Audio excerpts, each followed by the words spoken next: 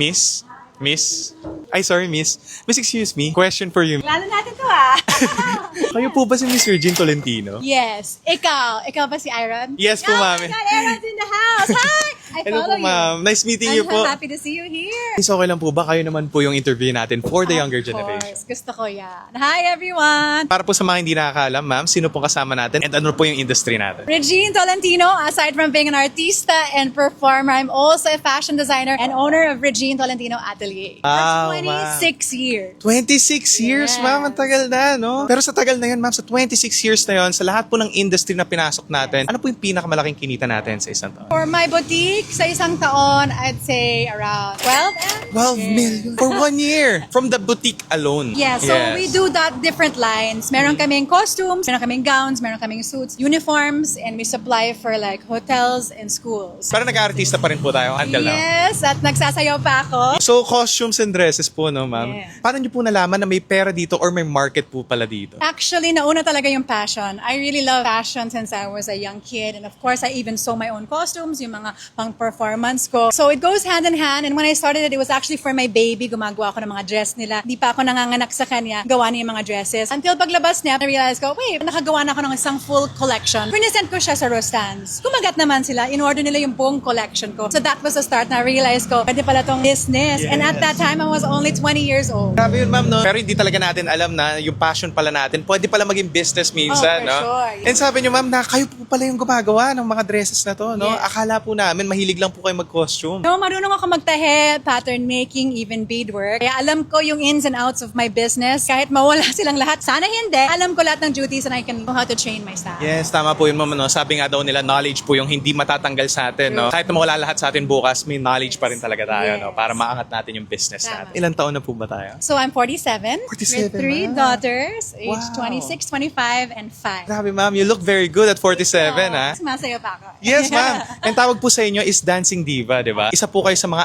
icons with regards to fitness industry. So tanong ko lang po, ma'am, ano po yung ugali na nadala nyo sa fitness industry papunta dito sa pagbe-business? Oh, wow. Siyempre, pagdating sa fitness, kailangan discipline ka, kailangan may routine, consistent, kailangan hardworking, and siyempre, kailangan gusto mo yung ginagawa mo. I'm really hands-on and I make sure that all of our creations here are really professionally done. Kind of OC about that. Sabi nga daw nila, lahat ng mga successful business owners or sumasakses sa industry is maganda rin yung katawan nila, no? Or maganda yung health nila, no? Kasi Parang pinahahalagaan nila. sound body and mind, ganun din. sa Yes, business. no, makikita mo talaga yung discipline sa itsura pa lang ng tao. Ang dami po nating industry na pinasok. Nag-artista po tayo, nag-host pa po tayo. Tanong ko lang, ma'am, have you ever been broke before? Thank God, no. I grew up in the US and my parents are both very hardworking pero gusto kong tumulong sa kanila. So sa mga gusto kong mga kikay-kikay things, I would work at the age of 7 years old. Nagbabenta na ako ng mga friendship bracelets sa mga kaklasiko. Nagbabenta na ako sa hospitals, yung mga arts and crafts na ginagawa namin. So I was earning at a young age and I enjoyed it. Nahahay ako pag marami akong kinikita. And so that became my motto in life is to just keep on earning, keep on attracting more wealth and blessings and of course happiness. Kayo rin po ang dahilan kung bakit hindi kayo nagiging broke, no? Kasi Yes. hindi natin hinahayaan na maging broke din tayo. It's a mindset. Ano po ibig sabihin nyo? Anong mindset po ba dapat yung meron para hindi tayo maging broke palagi? Wow. Well, for me kasi parang I try to always be positive, to be open para ma-attract ko lahat ng gusto kong ma-achieve sa business, sa career, even sa family ko. I just really do a lot of research as well. That's why how I found you. Kasi mahilig talaga ako sa mga how to be great, mga Nanonood po diskarte sa talaga kayo, buhay, ma'am. sa negosyo. You just have to keep on learning. And up until now, I mean, I still have my goals to expand my business and we go international as well. Salamat po, ma'am, na isa po yung mga channel namin, no, na nakapagbibigay sa inyo ng mga kahit pa paano educational pagdating sa mga business. Thanks to you, nakaka-inspire ka na marami. Even me, all of the people that you interview, maganda yung ginagawa mo. I'm so proud of you. Keep Thank it you up. po, ma'am. Yan po yung objective natin, syempre. So next question naman po, ma'am Regine. If makakabalik po tayo ng oras at mamimit natin yung batang sarili natin,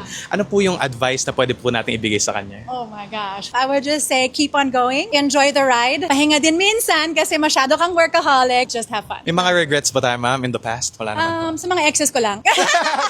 Wala naman sa negosyo. Wala naman sa negosyo and life, no? And life, Syempre. yeah. So next question naman po, ma'am. As a parent, as a mother, business owner, and artista, paano po natin na-manage yung time natin? Well, that's the most important thing. It's time management. I make sure I have my to-do list, my post-it note kung saan ko lalagay yung mga kailangan kong gawin. Siyempre, nandun sa una yung mga anak ko. And then every everything follows, and I just make sure na I checklist everything at the end of the day and make a new one for the next day para tuloy-tuloy lang. Hindi talaga nawawala yun, no? Kahit sabihin natin na old-fashioned, yung mga post-it, no? Yes, medyo Importante dusulan pa rin. talaga ako. Yes, ma'am. Importante. Works for me. Last question na lang po, Miss Regine. Any advice po for the younger generation or sa mga viewers natin na gustong pumasok sa pagbe-business? Go for it. Just make sure do the right research, meet the right people, surround yourself with the people who can support you and guide you, and really find that mentor who can be there for you. Like I said, enjoy the ride and just trust the process. Sabi nga daw nila, mentorship is the shortcut pagdating sa pagbe-business or sa entrepreneurship. You have a wonderful advice, Miss Regine. So thank you so much for your time. you. Pleasure to meet you Good po. job, guys.